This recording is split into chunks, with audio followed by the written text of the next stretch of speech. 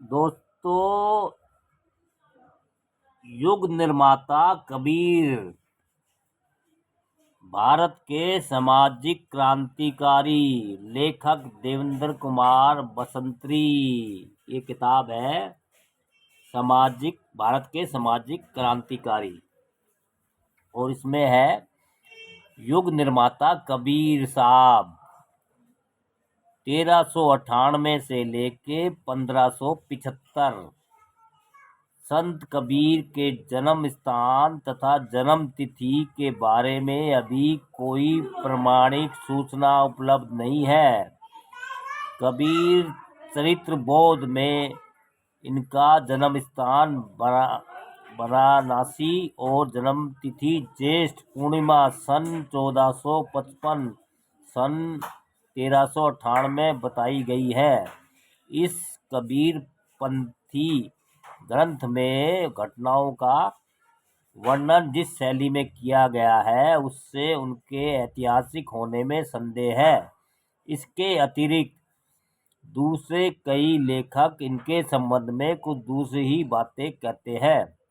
बनारस गजिटेरियर में कहा गया है कि कबीर का जन्म वाराणसी या उसके आसपास के किसी स्थान में न होकर आजमगढ़ जिले के मोहल्ला बेलहर में हुआ था, जो आज भी वहां के पटवारी के कागजों में बेलहर पोखर के रूप में लिखा मिलता है।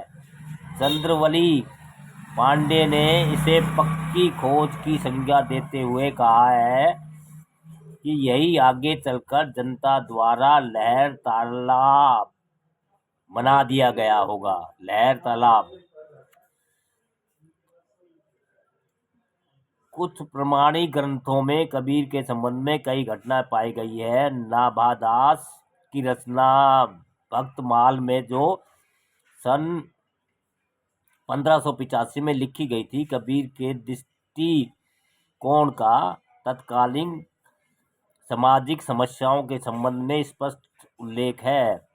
अब्दुल फैजल लिखित आयने अकबरी में जो अकबर महान के 42 वर्ष में सन 1598 में लिखी गई थी, कबीर के बारे में 2 स्थानों पर पृष्ठ 129 तथा 171 पर जिक्र मिलता है।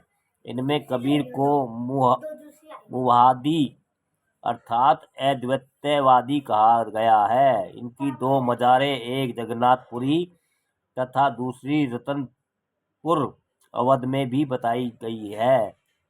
इसमें आगे लिखा कि आध्यात्मिक दृष्टि का द्वार उनके सामने असंत खुला था, अंशतः खुला हुआ था, और उन्होंने अपने समय के सिद्धांतों का भी प्रतिकार किया था। हिंदी भाषा में धार्मिक सत्यों से परिपूर्ण उनके अनेक पद आज भी विद्यमान हैं। कबीर साहब पढ़े लिखे नहीं थे। उन्होंने एक स्थान पर कहा है कि मसीह कागज छुआ नहीं, कलम गयो नहीं हाथ।